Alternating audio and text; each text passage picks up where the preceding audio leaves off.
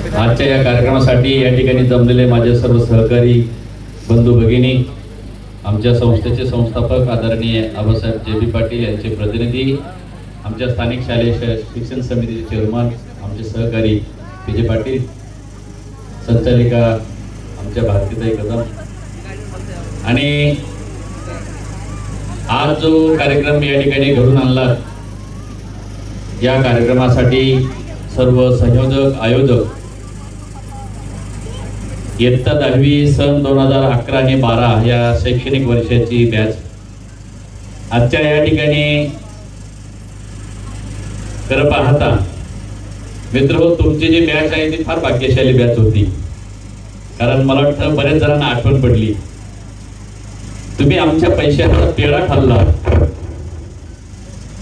कारण आमचं जे विद्यालय आहे हे सप्टेंबर 2006 मध्ये 60% शासनाकडनं आम्हाला अनुदान प्राप्त झालं होतं. आणि त्यावेळेस तुम्ही इयत्ता 5वी मध्ये प्रवेश घेतलेला होता जून 2006 मध्ये, आणि आमचं विद्यालय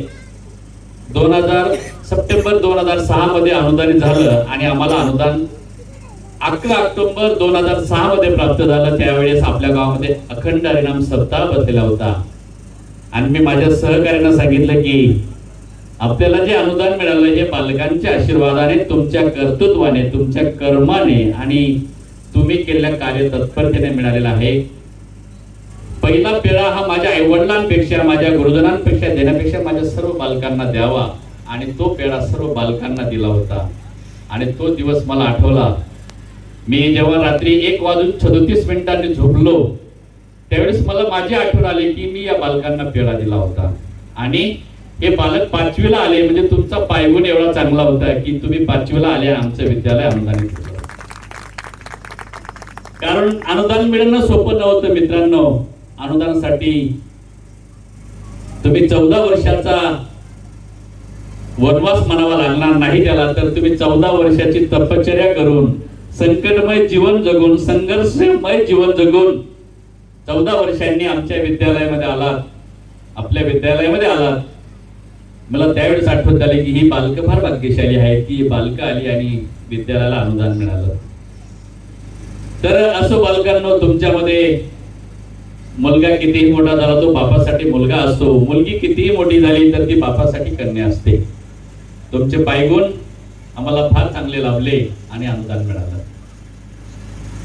तर असो, तुमच्यामध्ये सगळ्यांमध्ये चांगले गुण आहेत, सगळ्यांनी चांगली कामं केली, सगळ्यांनी चांगला अभ्यास केला. एकदा मला आठवतं धनराज बोलता बोलता बोलून गेला की तुम्ही माझ्या बापाला सांगितलं की तुमचा पोरगा काही शाळा शिकणार नाही, हा ढोलकी वाजेल, तमाशा काढेल, एक तर बँड काढेल. तर खरोखर, कारण त्याचे वडील माझे लहानपणाचे मित्र होते. त्याच्या वडिलांनी दोघांनी आम्ही लहानपणी एक छोटा व्यवसाय केला होता आणि त्या व्यवसायामध्ये दुप्पट नफा मिळायचा. तेव्हा मला वाटत होतं की व्यवसायामध्ये सुद्धा चांगले पैसे भेटतात, आणि ते माझ्या डोक्यात होतं.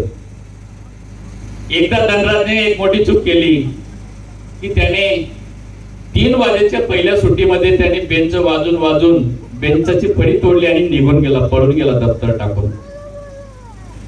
त्याला वाटलं होतं की माहिती त्याला 3 वाजेनंतर कदम सर आपल्याला आपला एकदम मस्तपैकी कार्यक्रम करतील. कारण तो त्याच्या बापाला जेवढा घाबरत होता त्याच्यापेक्षा दुप्पट मला घाबरत होता. तर त्याला वाटलं होतं की आता आपला कार्यक्रम दुप्पट होईल म्हणून तो दप्तर बी टाकून गेला. आणि मित्रांनो, सांगायला हरकत नाही, तो दप्तर टाकून शेतात गेला, पण तो बी इतका चॅप्टर, तो माझ्यापेक्षा हुशार. त्याने एका मित्राला सांगून ठेवलं होतं, शाळा सुटली म्हणजे आपलं दप्तर बरोबर लई या. मला वाटत होतं याचं दप्तर शाळेत आहे बरोबर येईल, पण तो माझ्यापेक्षा चॅप्टर निघाला. आणि मलाही वाटलं की अरे पोरगा आपल्यापेक्षा पुढे निघाला.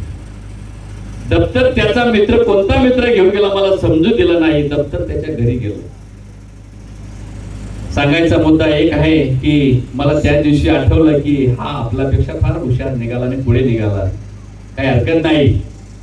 परंतु तुम्ही तुमच्या व्यवसायामध्ये प्रत्येक जण चांगले प्रामाणिक राहा. हे पहा, चांगलं केलं तर निश्चित चांगलं भेटतं. मी सगळ्यांना अगदी जवळून पाहिलेलं आहे आणि आजही तुम्ही मला सगळेजण जवळून ओळखतात, तुम्ही मी तुम्हाला जवळून ओळखतो. आणि गुरु आणि शिष्य याचं नातं इतकं घट्ट असतं, असं घट्ट असतं. गुरुजी कितीही म्हातारा झाला आणि विद्यार्थी किती मोठा झाला, म्हणजे गुरु किती म्हातारा झाला, थकला, आणि शिष्य किती मोठा झाला, तरी गुरु आणि शिष्याचं नातं हे अगदी अविस्मरणीय असतं.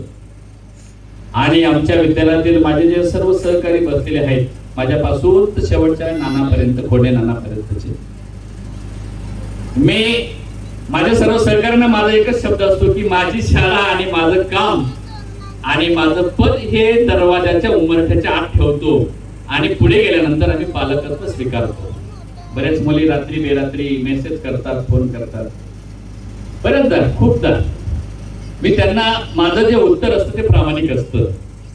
आता दीपालीशी हिने त्या दिवशी सांगितलं की सर असा असा प्रोग्राम काय, म्हटलं बाळा घाबरू नको, सगळेजण येतील तुमच्यापैकी.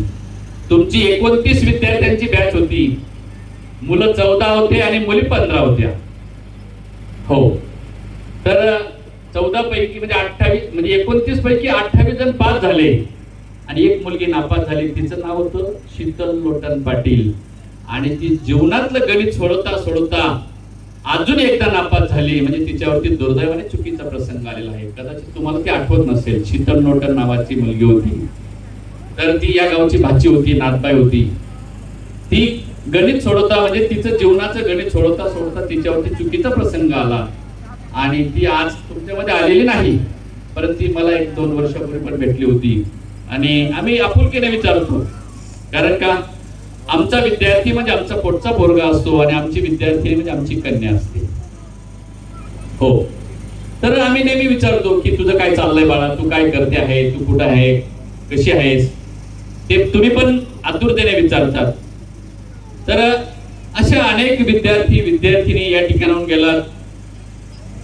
आता आमच्या गावातला धनंजय असेल, धनराज असेल, सगळे हे जे मंडळी आहेत, प्रमोद असेल, म्हणजे बरेच जणांचे फोन येतात, एकमेकांशी आम्ही बोलतो. समाधान असेल, समाधान तर मला असे अनेक प्रश्न विचारायचा की सर आता पुढचं काय, पण मी समाधानाला सांगितलं पुढचं बरोबर होतं, घाबरू नको, तुला माहित नाही, तुम्हाला जवळून पाहिलं आहे. कारण समाधानचे वडील सुद्धा माझे लहानपणाचे मित्र होते. त्याचं माझ्या त्यांच्या वयामध्ये खूप मोठं अंतर आहे.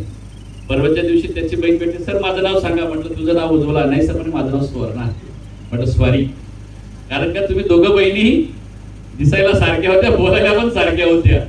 म्हणजे असे अनेक विद्यार्थी आहेत, बरेच जाता येता भेटतात सगळेजण. रेखा असेल, सगळेच मुलं मुली. संगीता माझ्या समोरच राहते. गेल्या वेळेस दिवाळीच्या वेळेस आल्या, भरपूर सगळ्या पोरी भेटल्या, सगळ्या पोरीने गप्पा मारल्या, सर तुम्ही कसे आहात, मजा आहात. मोनाली असेल, दीपाली असेल, सगळेजण. तर मित्रांनो, सांगायचं एक तात्पर्य आहे की आपण जीवनामध्ये एक काम करा, कितीही मोठे व्हा, कितीही मोठे व्हा.